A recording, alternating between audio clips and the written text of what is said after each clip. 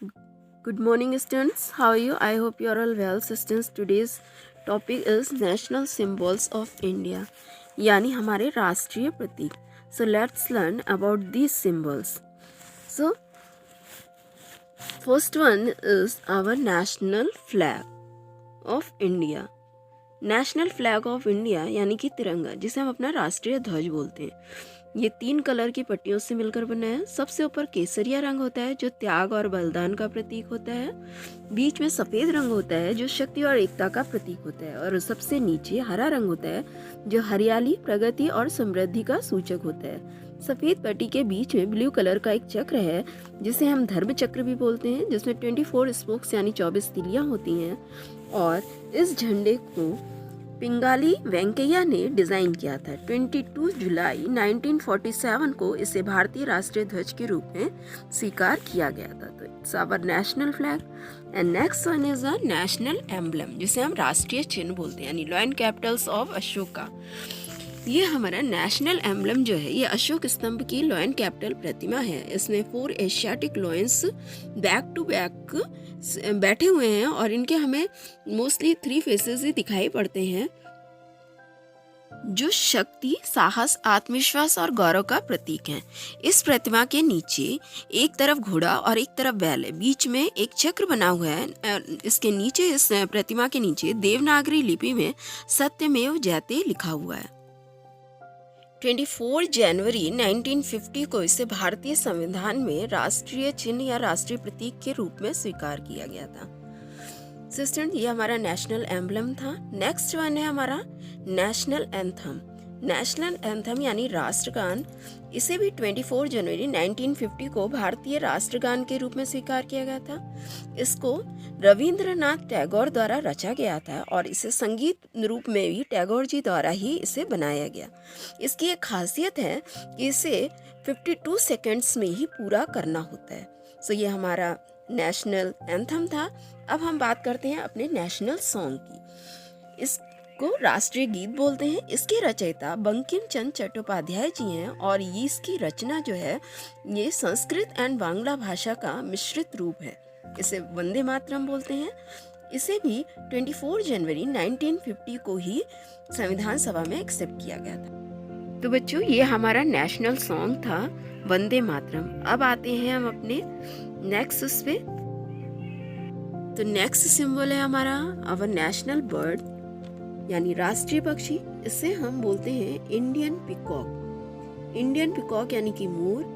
ये पक्षियों का राजा माना जाता है. इसी कारण प्रकृति ने इसके सिर पर ताज जैसी कलंगी लगाई है. मोर की अद्भुत सुंदरता के कारण ही भारत सरकार ने यानी इंडियन गवर्नमेंट ने 26 जनवरी 1963 को इसे राष्ट्रीय पक्षी घोषित किया. इंग्लिश में इसे ब्लू पीफाउल कहते हैं यानी कि peacock.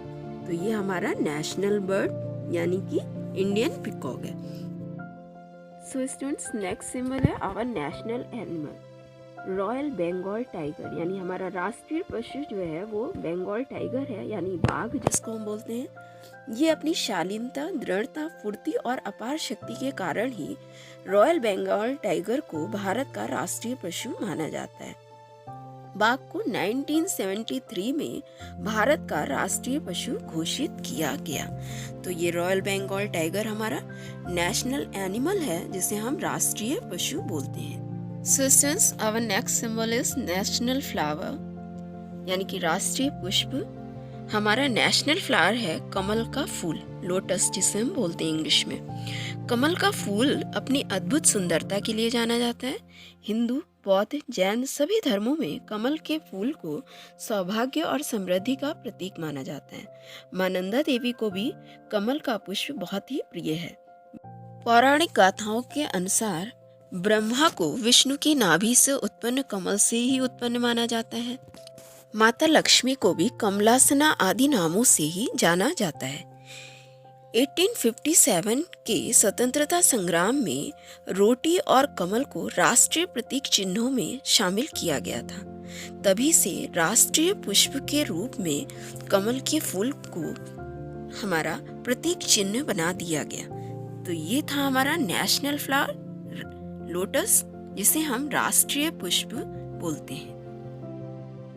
So students, our next symbol is our national fruit, mango, जिसे हम हिंदी में आम बोलते हैं। और आम सबसे प्राचीनतम फल माना जाता है।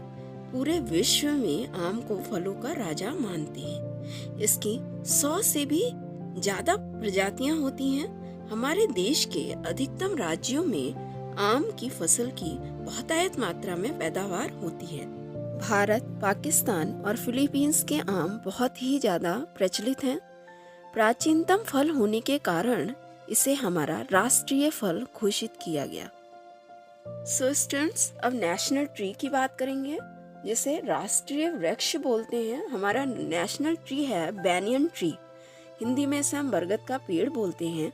और पौराणिक गाथाओं के अनुसार इसे कल्प वृक्ष भी माना जाता है। कल्प वृक्ष इसलिए बोलते हैं क्योंकि ऐसा मान्यता है हिंदू धर्म में कि यह वृक्ष मनोकामनाओं की पूर्ति करने वाला है। ये अपनी लंबी शाखाओं और फैली जड़ों के कारण अनश्वर माना जाता है। इस बरगद के पेड़ को हिंदू धर्म में पूजनीय स्थान प्राप्त है। ये बैनियन ट्री बहुत सारे औषधीय गुणों से भरपूर है। दुनिया के सबसे बड़े वृक्षों में इसे एक माना जाता है। 22 जुलाई 1947 को संविधान सभा की एक बैठक में इसे हमारा राष्ट्रीय वृक्ष घोषित किया गया। सो स्टूडेंट्स, अब नेशनल गेम की बात करेंगे। नेशनल गेम यानी राष्ट्रीय खेल। हमारा राष्ट्रीय खेल हॉकी है। लंबे समय से अपने ओलंपिक खेलों में अपने शानदार प्रदर्शन के चलते हॉकी को इंडिया का राष्ट्रीय खेल माना जाने लगा। 1928 से 1956 के बीच का समय भारतीय हॉकी टीम का स्वर्णिम युग रहा है। यानी उस दौर में भारत ने हॉकी के अच्छे प्रदर्शन से कई ओलंपिक अवार्ड्स जीते। फिर भी इंडियन गवर्नमेंट द्वारा हॉकी को राष्ट्रीय खेल नहीं घोषित किया गया। लेकिन जब बात आती है अपने नेशनल गेम की यानी राष्ट्रीय खेल की, तो हम उस जगह पे हॉकी को ही अपना नेशनल गेम यानी राष्ट्रीय खेल मानते हैं। तो ये था हमारा नेशनल गेम। तो बच्चों, ये कुछ राष्ट्रीय सिंबल्स यानी राष्ट्रीय प्रतीक थे जिनकी जानकारी मैंने आपको दी। ये सभी प्रतीक भारतीय पहचान और विरासत का मूलभूत हिस्सा हैं। इन्हें आप ध्यानपूर्वक पढ़िए और समझिए। ये हमारी राष्ट्रीय विरासत के प्रतीक हैं। फिर कुछ नई जानकारी लेकर आपको देंगे। तब तक के लिए stay home and stay safe. Thank you. Have a nice day.